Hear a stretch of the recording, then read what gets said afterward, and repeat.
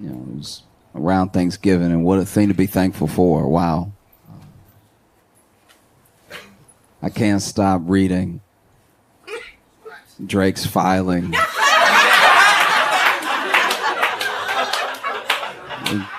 Drake's court filing.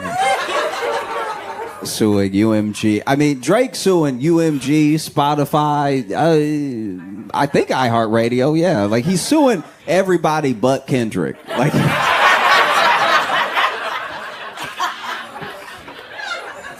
All right. In case you don't know, because I don't expect everybody to just know everything I'm talking about all the time. In case you don't know, Kendrick Lamar is a rapper. He's a phenomenal rapper. You know, some are saying the best to ever do it, right? There are a lot of people that, yeah, except Drake, yeah. Kendrick Lamar is absolutely killing it right now, and he was in a beef with Drake. Now, if you don't know, Drake was a rapper.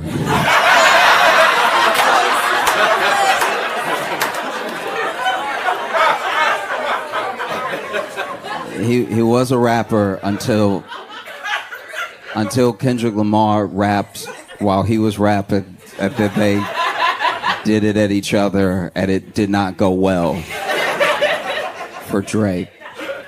Now Drake is suing, and it's such a thing to take apart because it's genuinely complicated, right? Like not just the suit, but the reasoning for the suit, and like who would actually be in like a bad position, you know? A lot of this, weirdly enough, if you go all the way back, starts with Kanye, now known as Ye, right? Now, during his Life of Pablo tour, Ye went on this rant. Now, Ye became known for rants. That was like a thing as far back as the Yeezus tour. Probably started, I actually think it started when he was touring 808 and Heartbreak, where just mid-concert, instead of an intermission,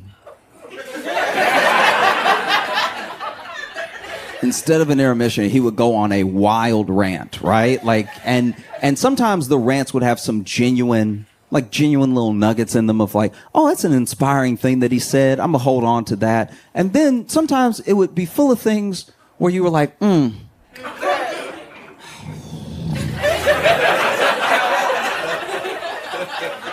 does he know?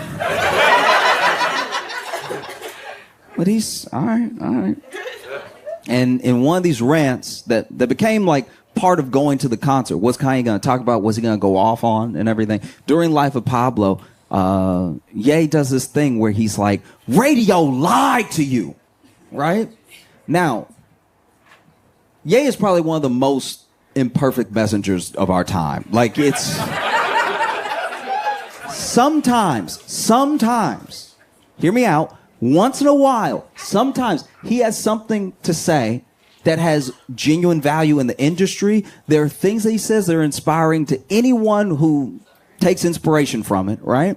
And there are some times where he's like so unclear, but he's like about to get there, right? And this was one of those moments, because what he was basically saying was that Drake and some of these artists, they were being artificially pumped up. They were being force-fed to us. We could not get away from them. And he took issue with it because he was like, look, you're being lied to. Something is being sold to you that is not genuine. Something is being sold to you that is completely artificial. It's a machine built by an industry to take your money. The thing that you're being sold has no soul to it. There's no artistry to it. It's just like a complex compound to take as much money from you as possible, maybe to give you the feeling of something genuine, but it's not there. I promise you. It's all been talked about behind closed doors. They've all come up with a plan to take as much of your money as possible, to take as much of your attention as possible, and to have you feeling like you're connected to some of the most hollow people who have ever lived, right? But instead of saying that, he goes, radio lied to you.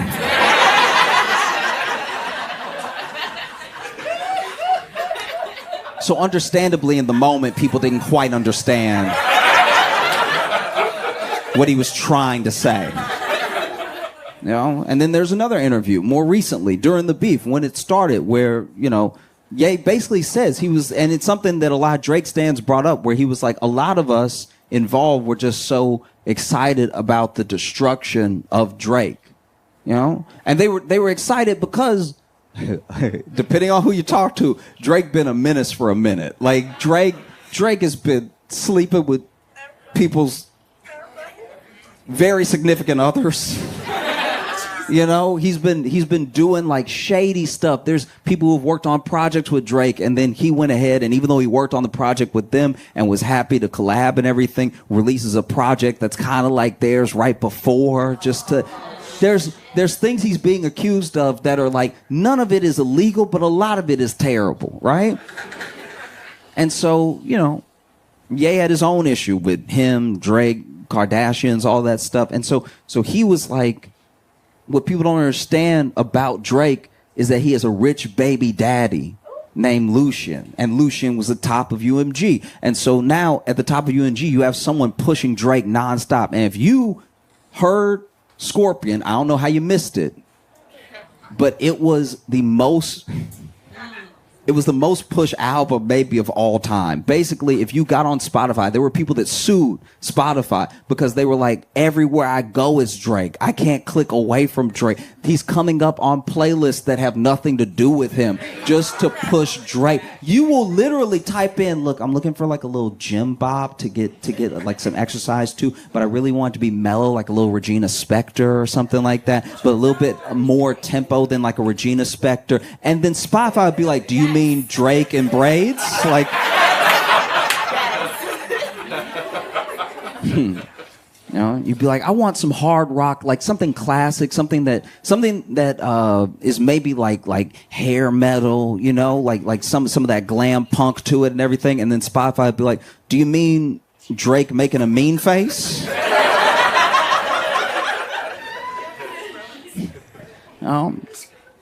And you know, he files these lawsuits, and the internet comes for him. They come for him in a way that I thought the beef was bad, but the way that the internet came for this man when he sued, they were calling him Aubrey Graham Cracker. They were quoting lyrics from him. It was I don't know, it was kind of hard to watch. Like I don't even like Drake, and I was like, man, this is a lot. This is, you know, but he sues, and I think a lot of people don't understand what the defamation suit is about. Very quickly, basically, he sues first UMG for what he's saying is botting Kendrick, making it so that Kendrick's song Not Like Us is more successful than it actually should have been, right? Making it more popular through bots and through like manipulation, because they made it cheaper for it to get streams, which means more people would play it and stuff like that. They lifted some of the copyright so more people would do reviews of it and stuff. And then he sues for defamation, right? And the defamation is still, once again, this is a petition. This isn't like a full-on lawsuit for damages, but it's basically saying that UMG shouldn't have let Kendrick release Not Like Us because of what it said in there about Drake and them knowing that it was false, right? And this is my thing about that. It's weird that he that he sued for Not Like Us but not Meet the Grams, which was so much worse. If you don't know, there's a song called Meet the Grams where, like, Kendrick talked to his whole family, talked to his son. It was everyone. That's defamation. I felt like he was defamed, as in less famous right then. Like, it's kind of wild, you know? But here's the thing. This is why some people are on Drake's side. And I'm not just talking about Drake's stance, right? What he is alleging is that basically UMG, who he's been in this contract with, he got a $400 million contract from them in the earlier part of the 2020s, right? And he made the money back so fast, they start renegotiating again. And if you make $400 million back quickly, they probably gonna need to pay you $600, maybe $800, who knows? And that $400 million contract was the biggest contract in music history, right? And so now he's taking these people to task in a way and at a time that is scary for the music industry. You know, music industry is losing market share day by day. I'm a firm believer that no matter what music you like, I don't care what it is, I don't care what genre, you personally, you have not met your favorite artist yet. That's true. You haven't met your favorite artist at all. You have to keep listening. You have to keep looking. Your favorite artist is out there and they're trying to get to you, but there's a machine in the way, right? And so the same machine that built Drake up is the machine that is genuinely in the way of artists who are trying to get to you to be your favorite. Because you already have this connection. You just haven't heard their music yet, but it's coming, right? You just have to keep looking. And it's hard to look right now because of basically what Drake is alleging, that UMG, some of these big ones, they use payola, they use all these things to make sure that their artists are the only artists that you hear, so that your favorite is the best of what's been presented to you, right? And it's a tough thing because to call UMG out for Kendrick, without acknowledging that it happened to you, right? like you know, because you were. Yeah, I mean, like that's a tough one. That's yeah, I mean, that would be like somebody at Goldman Sachs being like, they stealing all your money. I'm like, yeah, okay, all right, I believe you, but weren't you an executive? Yeah, but I'm suing because they stole from me too. They have no scruples at all. They'll steal from anybody. This is unacceptable.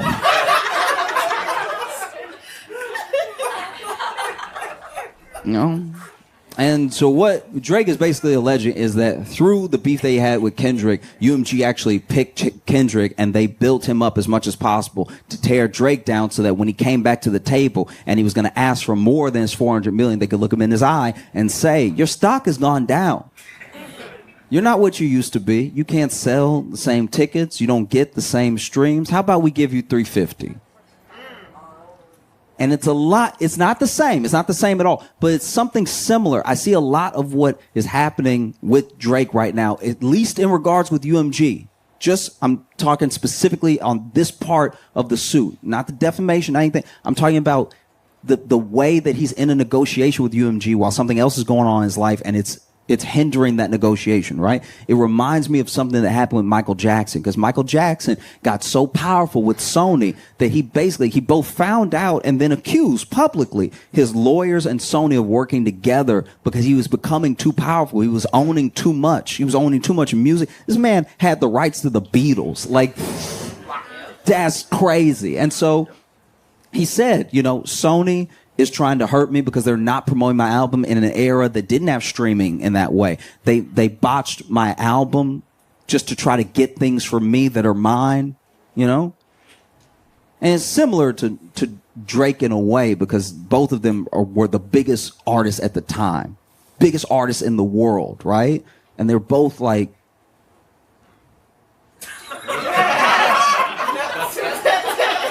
just hear me out. They were both.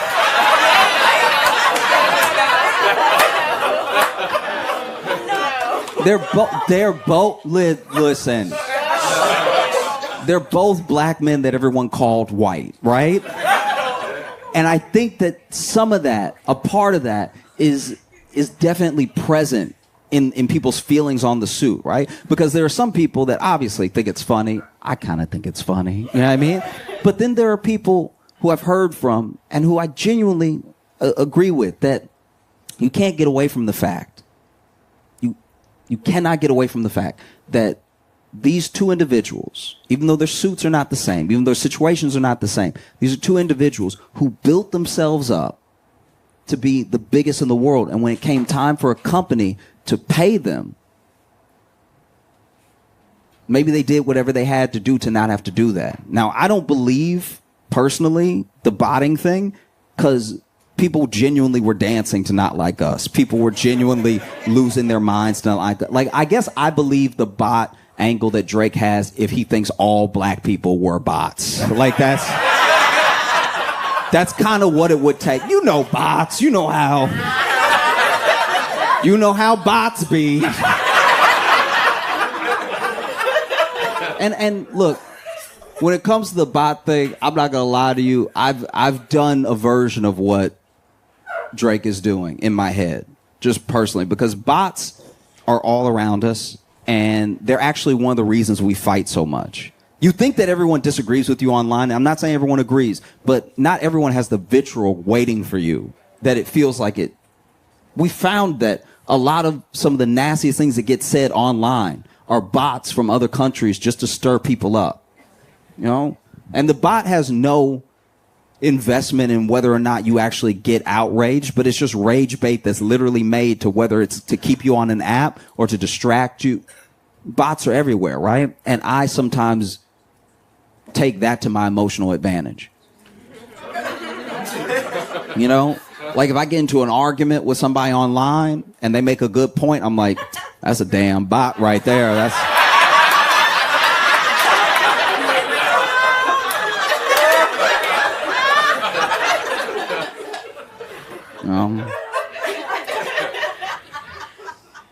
like I used to be on the apps back in the day, and you know I would sometimes meet somebody, chat with them a while, then go on a date and everything. Maybe the date wouldn't work out, but I didn't get their number, and so I messaged them again on the app, and they don't respond. Like they ghost me, and I'm like, that damn bot's something else.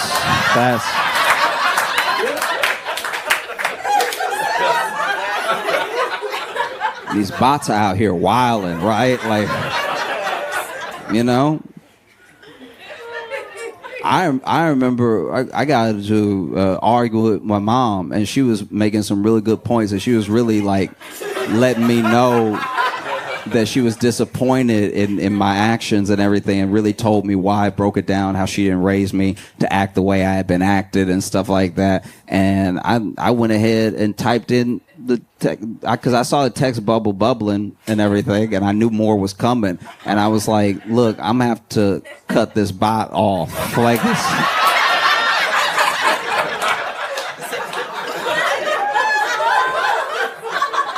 Don't have time for bots. It's a good tactic to take. Anything in your life not going the way you want, call it a bot.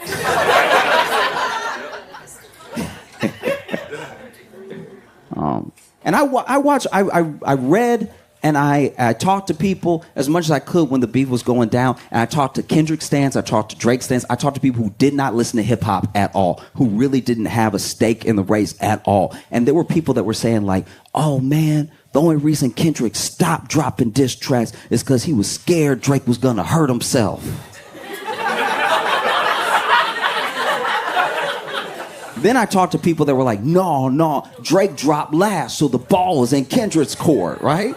I heard delusional takes. I heard erratic takes. I heard takes that were just sort of blah, whatever. It's two grown men rhyming at each other. I don't care. Like, I heard it all. What I did not hear from Drake stans or hip-hop fans at all, the entire beef was, he should sue.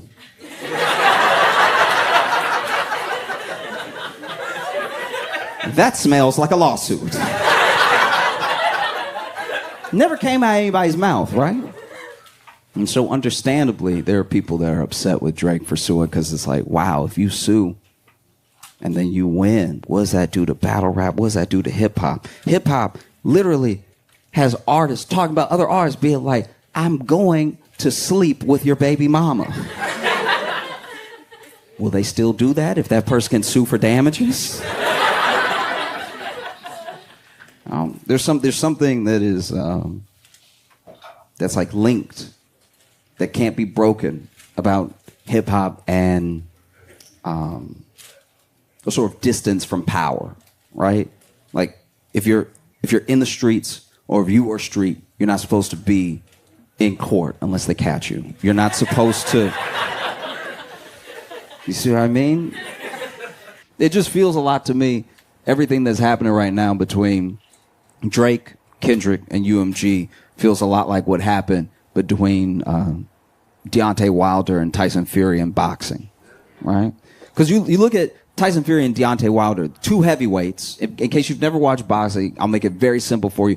Two heavyweights in the world that were number one and number two, right? And we rarely get that in a lifetime, that the best in the world is fighting the second best in the world. And Tyson Fury is a world-class boxer, and Deontay Wilder hits really hard, okay? He's not quite as good of a boxer as Tyson, but he hits so hard, you think that he must knock the soul out of people, right?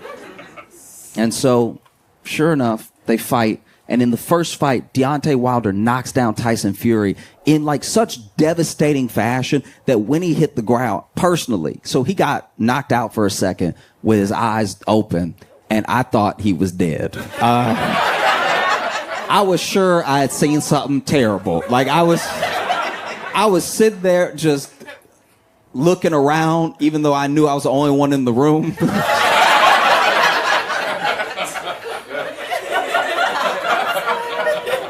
And Tyson Fury had been through a lot. He had battled his way back from addiction, from some serious mental health issues. He talked about wanting to take his life and everything. And this man gets knocked down by Deontay Wilder in one of the later rounds. Even though he had been putting in good work the entire fight, this punch came out of nowhere and it knocks him down. And then out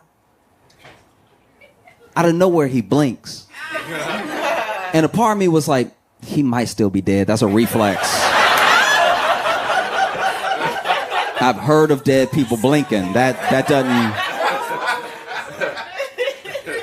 And then he blinks again, and then he gets up, and he gets up all at once, just sort of rolls himself up and stands up, and the world is shocked. It's one of the biggest moments that year in sports. How did this dude get up? That feels impossible, right? This man sits up, stands up, and even Deontay Wilder is like, I thought you were dead. Deontay, like, he wasn't on camera in this moment from this angle, but he was probably looking at his fist like, I thought I killed him. That's okay. And they finished the fight, and the fight is a draw, and a lot of people thought that Tyson won the fight. And a lot of people said that it was a draw because boxing is rigged and it's corrupt and everything like that. I'm willing to believe both those things, but basically they did have to fight again because it was a draw. So neither one of them had lost their O yet, right? Second fight, Deontay Wilder shows up ready. And in his mind, he's like, I almost killed this dude the first time. So I'm gonna knock him out this time. It's gonna be simple. It's gonna be easy. I'm gonna get right to it, right? I actually gave him a little too much respect. I backed up a little bit. Go in, right? And Tyson Fury beats Deontay Wilder and beats him pretty bad. And I kind of thought he might beat him because I saw the documentary in the lead up, and there were people talking about like, oh, you know, Deontay's been knocking out his training partners when they're just holding the pads and stuff. And I'm like, that sound like he doesn't have aim. That's...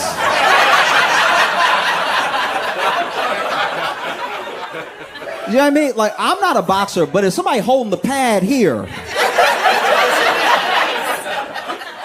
and you knock that man out, you missed.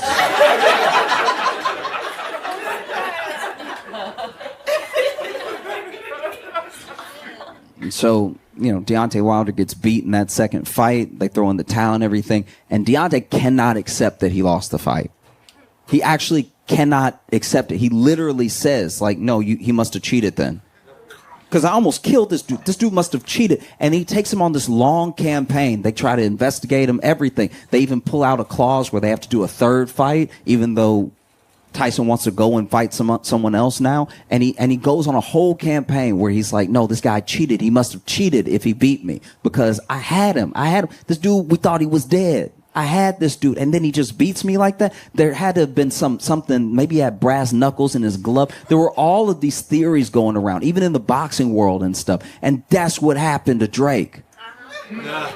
Drake didn't believe Kendrick could beat him. He was like, no, too many people on my side. I'm too popular.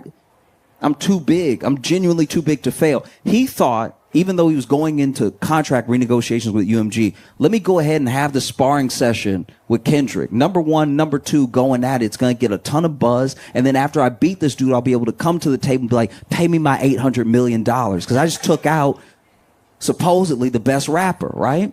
And then it didn't happen that way. And so now he's saying, you must have cheated. There's no way, you know? And this is a genuine mistake. Because now, if this actually follows all the way through and goes from a petition into a lawsuit, Not Like Us is going to go into public court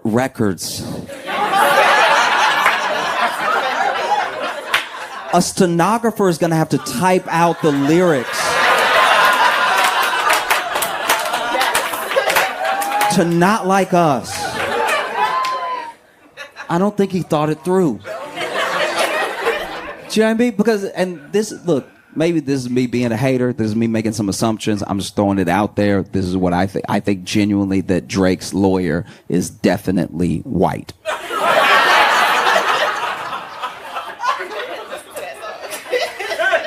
And so now I'm worried for Drake's lawyer that he's going to be in a predicament where he has to defend his client from the and then read out the lyrics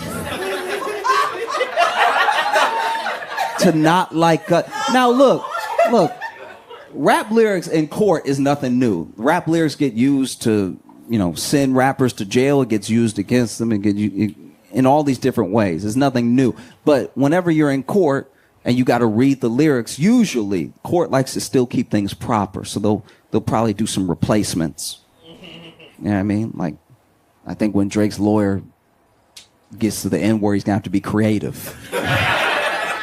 He's going to have a different word in there. Probably something like, gentlemen.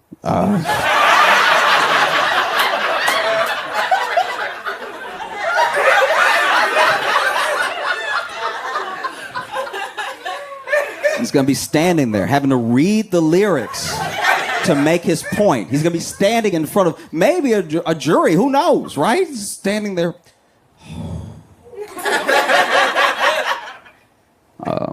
Okay. They tell me Chubb's the only one that get your hand-me-downs. Party at the party playing with his nose now. And Baca got a weird case. Why is he around? Certified lover boy. Certified.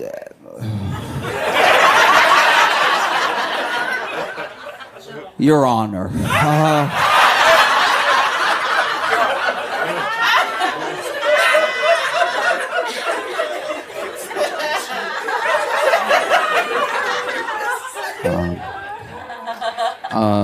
Wop, wop, wop, wop, wop.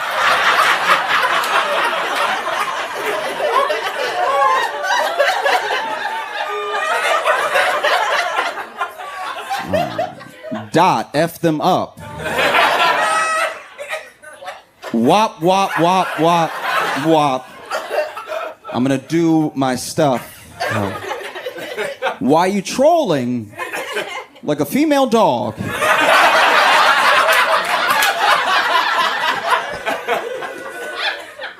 Ain't you tired? Trying to strike a chord. And that's a lot of O's.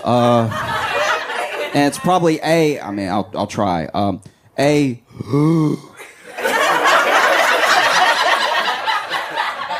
Minor.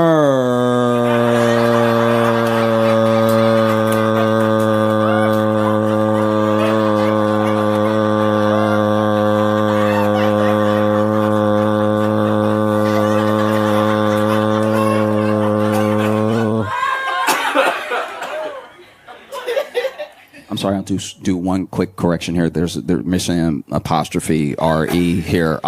They're not like us. They're not like us.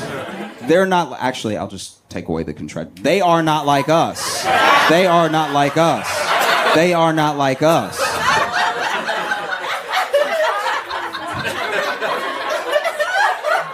No. It's brutal. It's absolutely brutal, And I'm torn because there's things in this suit that if it goes through, if they can prove that UMG and even some of the other big labels are still using payola, maybe they have to do such a big payout that they make it not worth it to do it again. That's a genuine hope that I have. Or maybe the government can look at these labels, look how much power they have, and it's unlikely, but break them up a bit. Right? They're already losing market share with us, the people. They already don't have the power that they used to have, right? No matter how much they push, no matter how much they repeat, sometimes it just doesn't work. Because we know they're doing it, by the way. We already know they're doing it because we know when we look at charts and they're like, this is the top artist. And we're like, Who?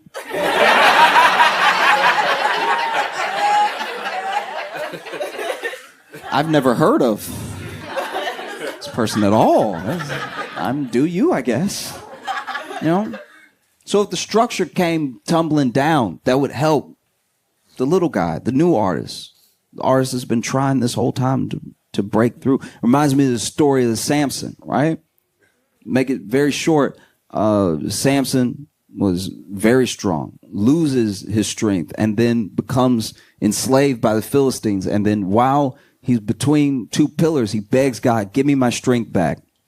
Give me my strength back so I can take revenge on the Philistines. And God gives him his strength back just for that little bit of time, just for that time that it took to push the pillars, crack them, break it down, and bring it down on him and the Philistines. And I think that's what could be happening here. You know, because I don't know how Drake moves on from this at all, whether he wins or he loses. But I know that he might be able to bring the structure down with him, on him, right? And there is a genuine part of me that's split because I don't think that the bots thing happened in that way. I'm sure that generally it happens with every big artist. I will say that. I think no matter who you are, there's probably bots pushing, pulling, whatever.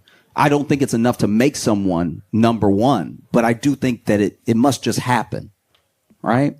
But the part that I can't get over is that, like, as much as I don't like Drake,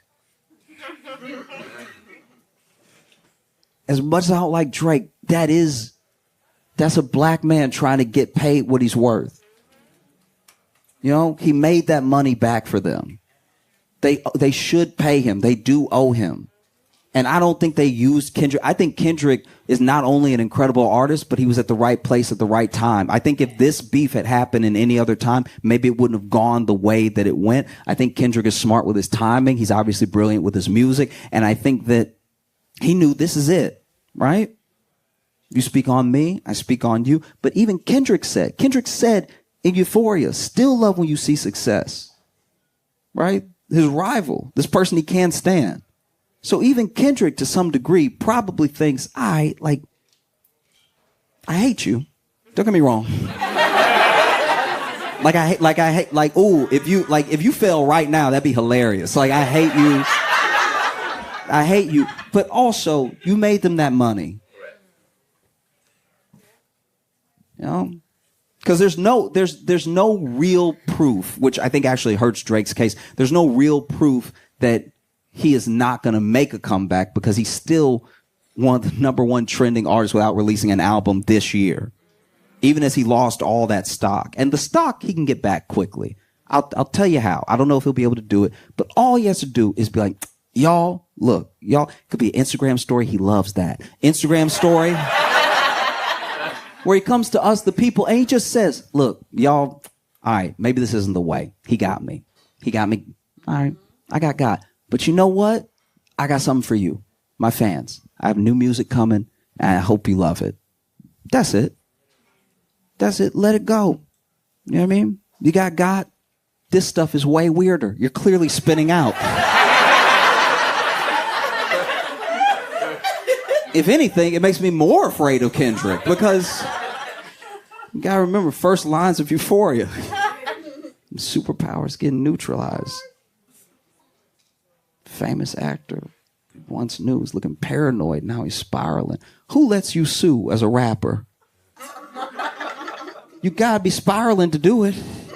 That's like being a bona fide gangster and getting shot and then being like, police!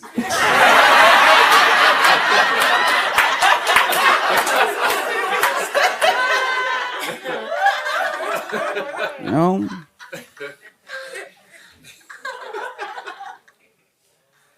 I think that, you know, Kendrick caused a full release of the culture, of the movement. People are excited, revitalizing hip hop. There's a chance that with this suit, if he wins, if he follows it all the way through and he wins, that Drake could loose the people from the industry in a small way. And there's a chance that you could get to meet your favorite artist. You know, I guess I'll just end it most appropriately with a line from J. Cole.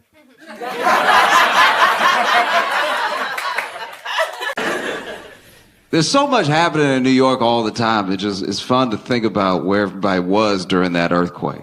You know, there's a lot of crime in New York. Somebody was getting robbed during that earthquake. Somebody was in the middle of like, give me everything.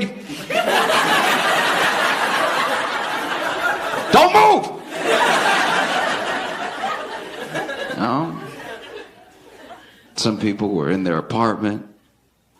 Apartment shakes. Buildings are so old and decrepit, they're like, I knew it was going to collapse one day. I was just hoping I'd be at work when it did, but it's an odd thing, you know? Maybe somebody is visiting New York. They just got there, very excited. And you know that annoying type of, oh Lord, okay. Not talking about you.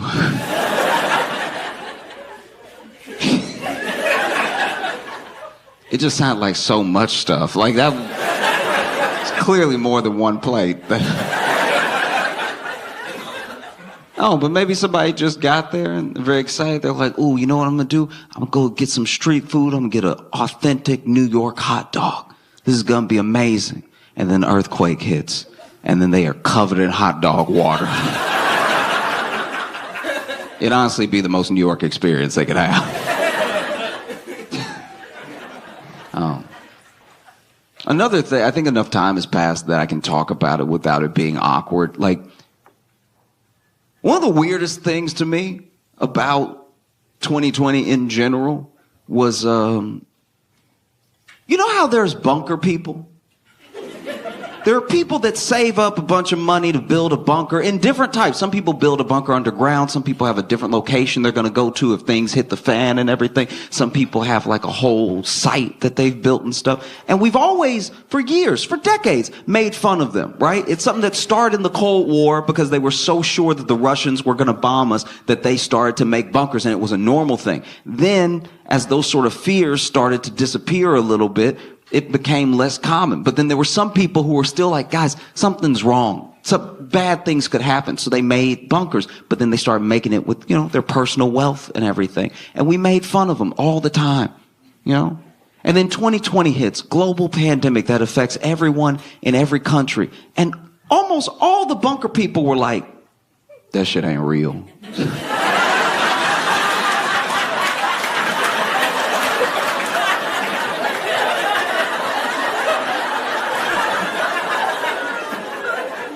But you built in case the whole world. Can I go in the bunker?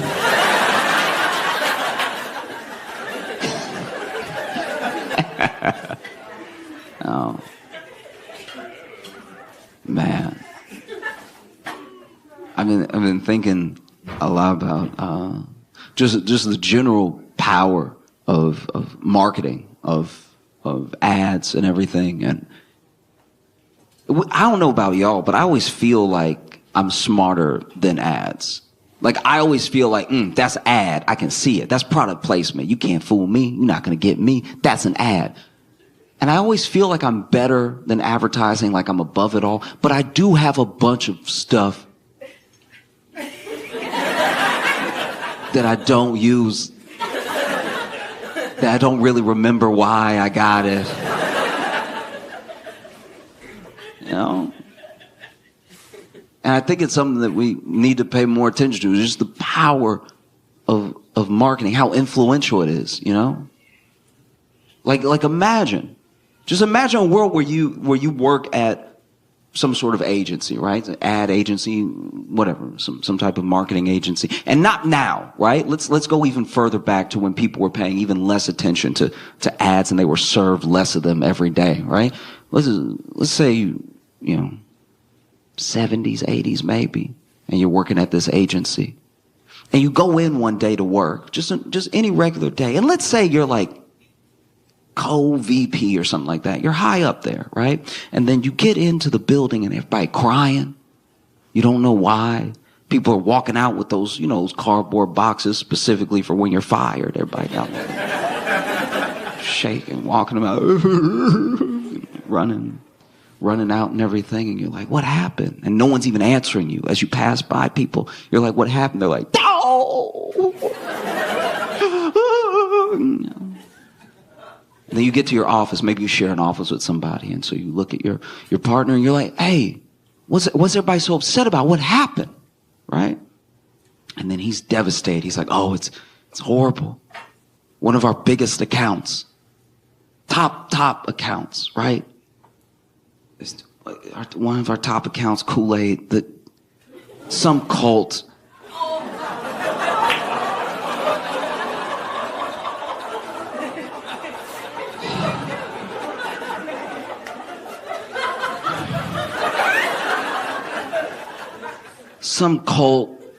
grabbed some Kool-Aid and they put a bunch of cyanide in it. They did like a mass thing. I don't know, the client is freaking out, you know. People may never buy the product again. We don't know what to do. This could be the end for us, because if they close, we close, right? And then you, being the brilliant marketing agent that you are, you stand there in the moment that this is happening, the day that the news has reached your office, and you're like, you know what? Screw it. Let's lean into it. They drank the Kool-Aid. It's just that good.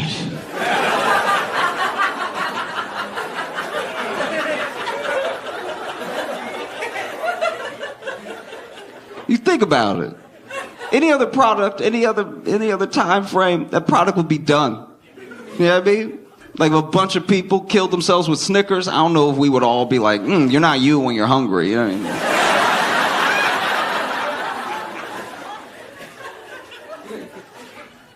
That's the power. To this day, even after a tragedy like that, to this day, people be at the barbecue like, pass me some of that red. That's some good stuff, you know?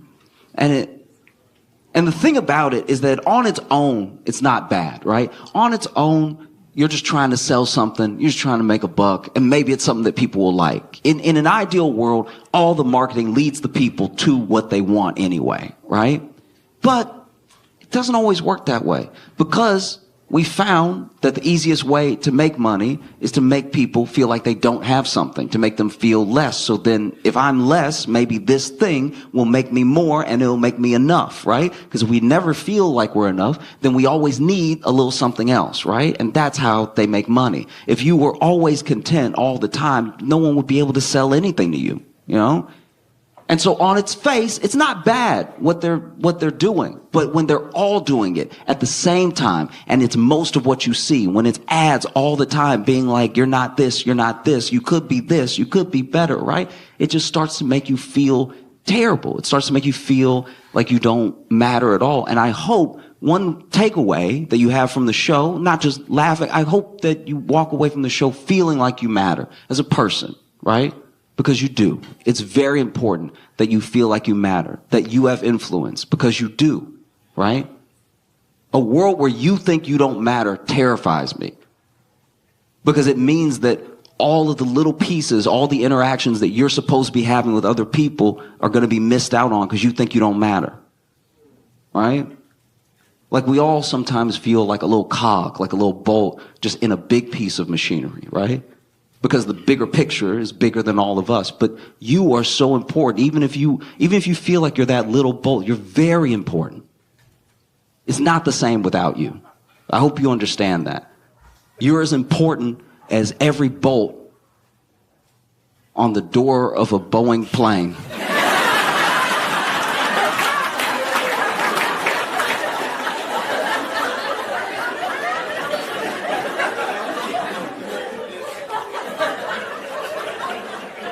Because maybe that's what happened. Maybe that's what happened. Maybe at the factory when they were building the plane, you know, they didn't screw the bolt down all the way, so then the little bolt's like, do I even matter? If they don't care, why should I care? Then mid-flight, it's like, I give up. I don't care. And then the door flies open, you're like, oh! What the hell? Because you're the window seat. And now you got the CEO of Boeing, David Calhoun. It's important to say their names. No, it is. They always just get to move like these faceless people that don't do anything and then get to enjoy them. It's like, no, his name is David Calhoun, and we should all know it and say it and hopefully find him. Just to chat. You know? But no, he's stepping down. And I don't know. I don't like that. He's stepping down now, and I think that should be illegal. You shouldn't be able to go. You should have to stay until it's fixed. Do you know what I mean? Like, that's crazy that you messed it up. And now you're leaving with a severance package, by the way, with a, you know, articles call it a golden parachute. How ironic. You get to leave, but you messed the whole thing up. You know? And I know he's not fully alone, but he's the lead. You know, when you're the CEO, you're the captain. You know? And he gets to leave? That's crazy. And he gets to leave richer for messing it up. That's mind-blowing. He should have to stay until it's fixed. This should be the last job he's allowed to ever have. Until it's fixed. You know? And if it closes, then no more work for you. And by no more work, I don't mean you get to go off and enjoy. I mean, you will not make another dollar for the rest of your life. You need some stakes to be in the game, you know? Because I had a friend actually take up for the process. I had a friend be like, but Josh, now that he's stepping down, someone good could step in. Someone that cares, someone that could fix the thing. And I'm like, are you brand new? Like, what? In what world is that going to happen? That's so crazy. I told him the same thing I'm going to tell you now. Imagine you're on a flight, right? Middle row, middle seat. You're not having a good life. And you're on this flight, and during the flight, you feel this incredible turbulence. And I'm not talking about those air pockets where you drop a little bit. I'm talking about you're hearing noises you've never heard before. It's just like terrifying stuff, all happening at one time. And it's not just like a little bump, bump, bump. You're swinging, you're slamming into things and everything. Those air masks drop down. You know, the ones that definitely don't work. I hate that part of the demonstration so much, by the way. They always put the thing on and everything, and then they're like, the mask may not inflate, but oxygen is still flowing. It's like, that sounds like something you'd say to a dead person. That's one of the craziest things I've ever heard. The mask may not inflate at all, but I promise it's still working because you won't be able to tell anyone it didn't. Mind blow. No, I swear. You know? But let's say that's happening. You're in it. They're screaming. People crying. People praying. People tearing up and everything. And in the midst of all this turbulence, the cockpit door swings open. And the captain walks out. And the captain doesn't walk out to say, hey, everybody, we have it under control. Please don't panic, right? Captain doesn't come out there to say, look, the PA system broke. I just want to tell you myself, we're all going to make it. We're all going to be okay. I'm going to make sure we make a safe landing, right? The cockpit swings open and the captain comes out to say, I've decided to resign from my position as your captain. It's been an honor, but I can no longer uphold the standard of this plane, and so I will be leaving. Wearing a parachute, by the way. He's wearing a parachute while he's talking to you. He's wearing a parachute while he's talking to you, because I'll be fine. I'll be fine. I know I messed everything up, but I'll be okay, okay? And then he jumps out of the already open door. But that's not the case. I'm learning things every day. This next thing, look, I didn't know. Okay? I did not know.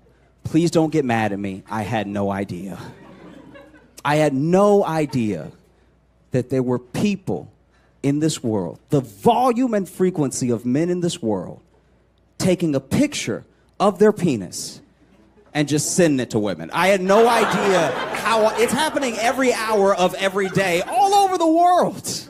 They didn't ask for the picture. They don't want the picture, and they can't unsee the picture, you know? But I found this out because it hit close to home. Because you ladies do a thing as well. Where you'll go out, maybe it's by yourself or maybe it's with your friends. You'll go out and you'll meet a guy and you don't really like him. You know what I mean? Like maybe there's no connection, there's no chemistry. You guys just aren't clicking. I don't know what it is. But you don't really like him. So at the end of the night, he asks you for your number. And you give him your number. But you give him one number off. You give him one number wrong, okay? Maybe it's the first number, maybe it's the last number. It's just not your number. I know that because I've been that number.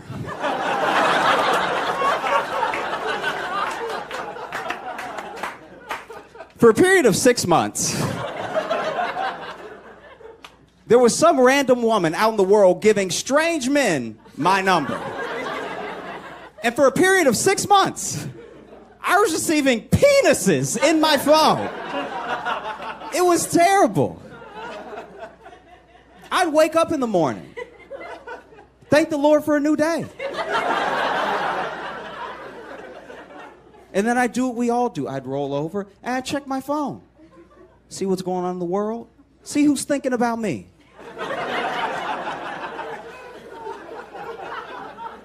And there would be penises in my face. One of the most distressing things about this is that it wasn't even like, hey, what's up? It's Mark from last night. Penis. It was just straight to the penis. Like, not even seeing it who I am, you know? Not even seeing how my day is going. I lived in fear of my own phone. My phone would buzz and I would pray there weren't two penises in my pants.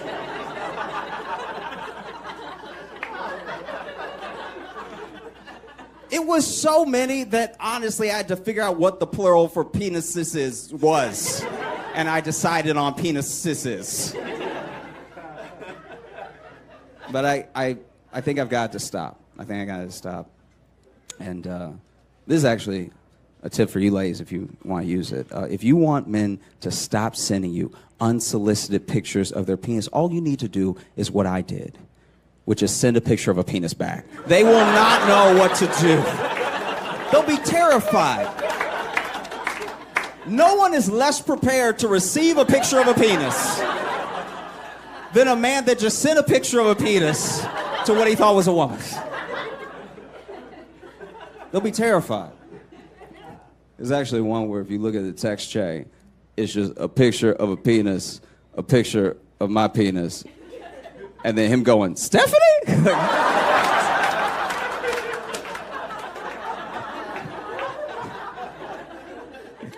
Well, it's hurricane season again. This happens every year. Every year, hurricane season hits 5 major states in the U.S. the hardest. And every year, there are people who refuse to evacuate, and then they die for no reason. Now, these are also 5 states with the highest frequencies and most outlandish cases of discrimination. So I think I figured out how to save these people. If you want to get these people to evacuate, you need to stop naming hurricanes boring white people names. And name them something that these people will actually be terrified of, you know? No one's scared of Hurricane Bobby. I know Bobbies. Bobbies are delightful, okay? The Bobby I know, he bring brisket to brunch. He is amazing. He would never do those things that the news said he was gonna do in my neighborhood. You wanna scare these people, you need to get on the news like, Tropical Storm Black Son-in-Law is coming down the Florida Panhandle. It's a tropical storm now, but it could graduate to a Category 5 mixed grandbabies. You know what I mean? Like, you want to get people, truly, you want to get people to get out of Georgia. You can't be like Hurricane Sebastian. Sebastian doesn't even sound like he would hurt anybody. Sebastian sounds like the worst thing that he do is roast you about the wallpaper. You know what I mean? He doesn't sound like he's going to rip the roof off. You're going to have to be like, Hurricane Woman President is coming, whether you like it or not. She's headed here. Hurricane Irma. I'm pretty sure Hurricane Irma was one of the least evacuated hurricanes of all time. They didn't even respect her, you know? Because honestly, Irma sounds like she one fall away from not being a hurricane anymore. You want to get these people out of Texas, you need to be like, Hurricane Mexican immigrant millionaire. I be getting catcalled a lot. And this shit is terrible. Like, it is. I always knew it was bad, right? I never did it. But then, now that it's happening to me, I can see as bad as it was, like, now that it's actually happening to me. Because basically what happened is, over lockdown, I let my hair grow out, right? And apparently, from the back, I'm a bad bitch. Like, there's no way around it. It just sort of is what it is. So then, I do a thing, and I know I do this thing. It doesn't make it my fault that I'm getting catcalled, but I know I do this thing where I post up heavy with ass on one leg, right? So then I am standing there, right? And I'm just like posted up like this. Just like looking at the sky or like people walking by, people watching anything, right? Sometimes I'll switch it, but it's mostly the right side. And so I'll be on my right side, and then I'll just hear a damn baby girl, and then I turn around. And then they get mad at me, like I tricked them. I wasn't doing anything. I was looking at the clouds like a God-fearing woman, all right? You're the one that came over here bothering me.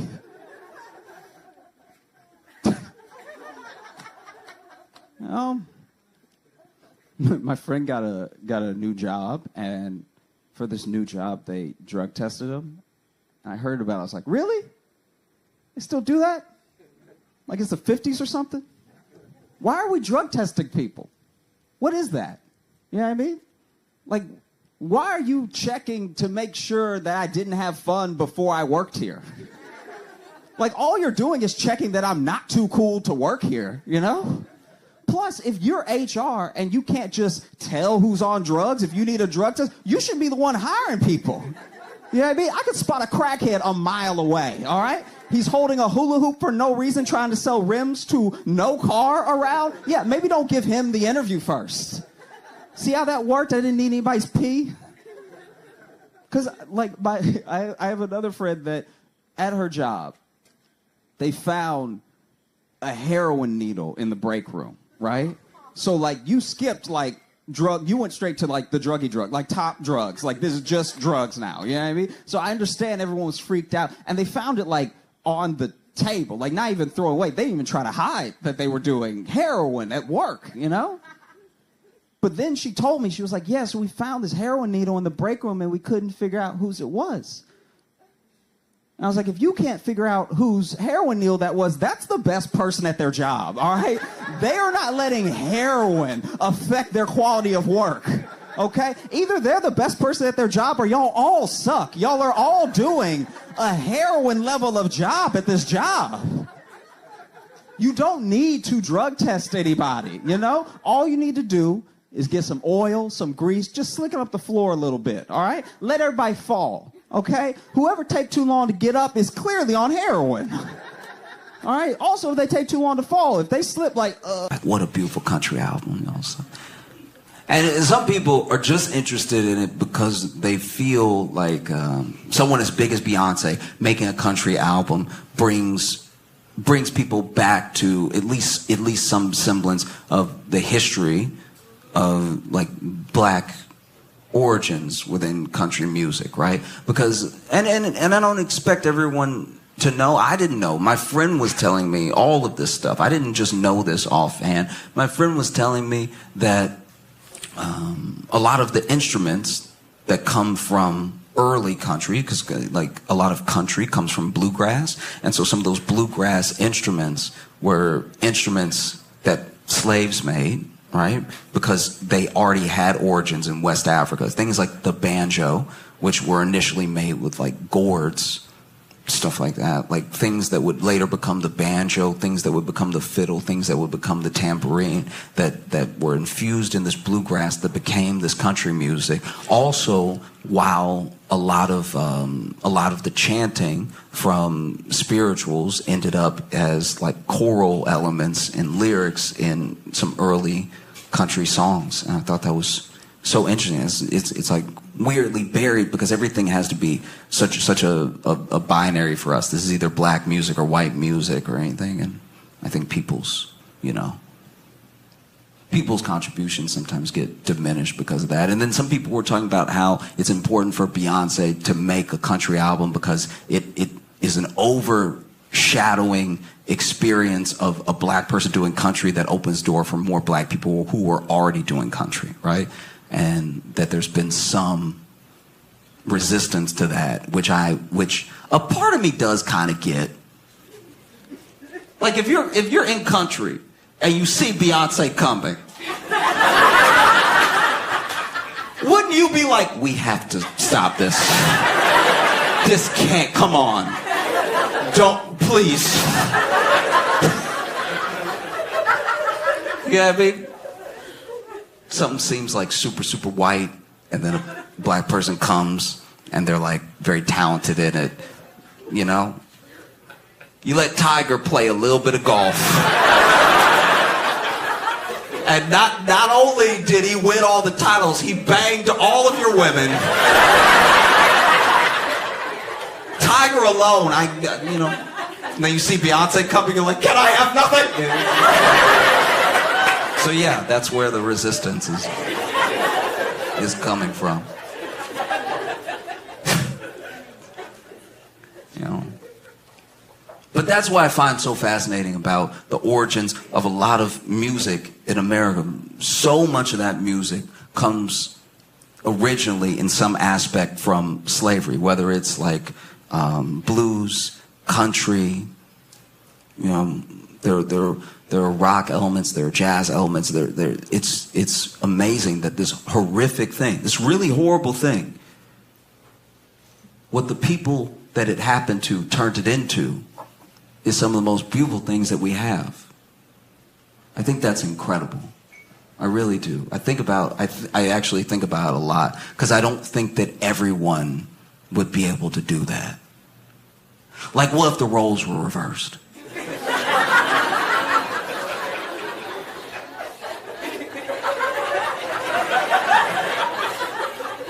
What would the white spirituals be?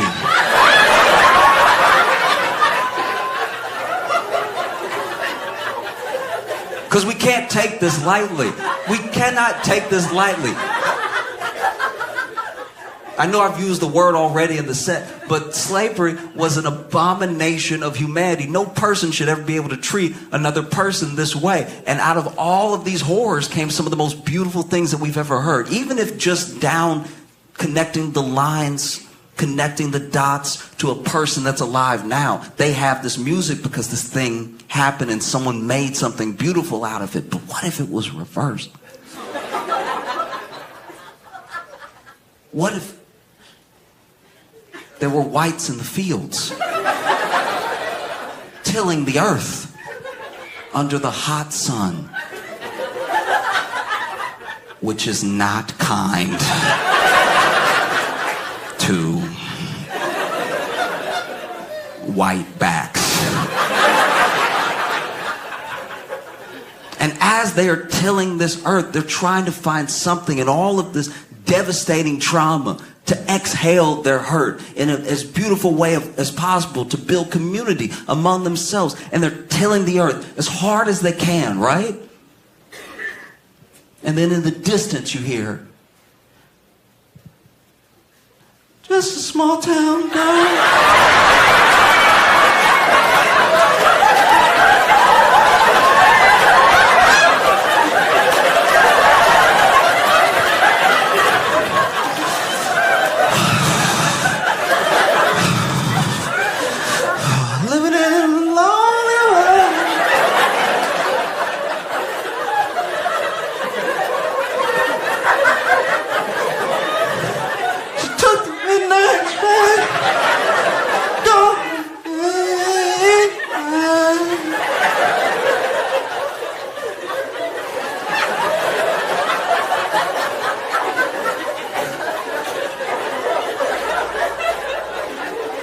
Slave Master Jamal comes out.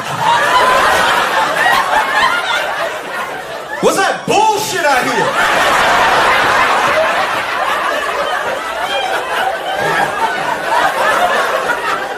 Yo, everybody get back to work, for real.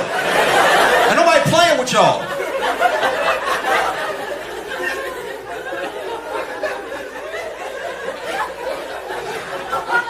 I think that one very, very important thing that we have to do as people, like as a country, to move forward, is I think we have to genuinely decide who needs to be in jail. Do you know what I mean? Because this is my thing. We can all agree that you do need jail. Like, we've all met someone where it was like, this feels like jail behavior. I don't want to risk running into this in traffic. I need you out over here, right? So we all have an understanding of the purpose of jail, but we don't seem to agree on everything that someone should go to jail for. But there are some baseline things that we all agree someone should go to jail for. But then people do those things, and then they don't go to jail. And then people do other things. Things that we say are very bad. Things that we say you should go to jail for. And then they go to jail. And then we do change the law while they're in jail. Like, I think about everybody who, was in jail for weed possession in states where weed is currently legal. They went to jail, and I understand that they broke the law, but they went to jail, and then we decided, as people, because it's something that had to be voted on, that, no, this thing shouldn't be illegal. And then they're sitting in jail like, so...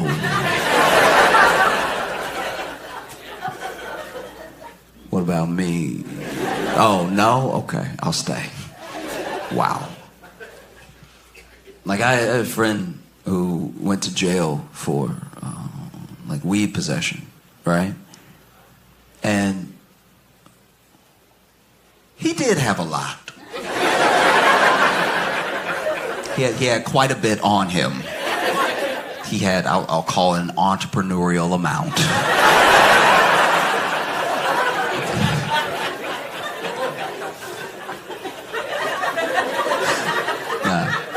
They popped his trunk and they were like, oh, you're a businessman. Oh. And he went to jail, and he said one of the craziest experiences was that when he got out and his friend came pick him up and they were driving away from the jail, one of the closest things built near the jail was a dispensary. And so he's like, maybe they're hiring.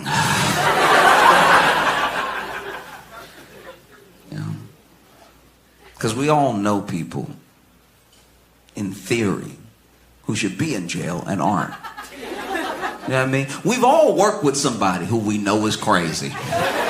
Somebody who is like, if anybody gonna shoot up the job, it's gonna be him. And we all know, people in different departments are like, have you met him? Stay away. Don't make eye contact. He crazy, right?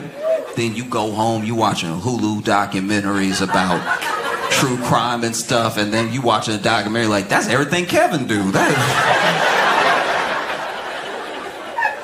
I guess we just have to wait for him to do something jail-worthy, but all the general habits he does have.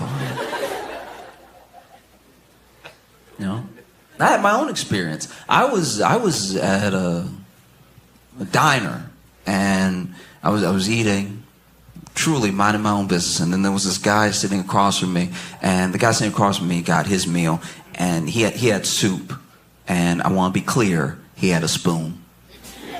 That's very important. Everything I say next is unnecessary because he had soup and he had a spoon, all right? Everything required, soup and a spoon, he had it. God gave him everything he needed in this situation, a soup and a spoon to go with the soup. And rather than using the spoon like any normal, maybe tax-paying citizen, this man grabbed 2 forks, shoved them together, dipped them in the soup, lifted it up slightly, and was slurping it while maintaining eye contact with me. And as he did, I was like, lock his ass up. If he doing this, he doing something else. It was crazy as hell.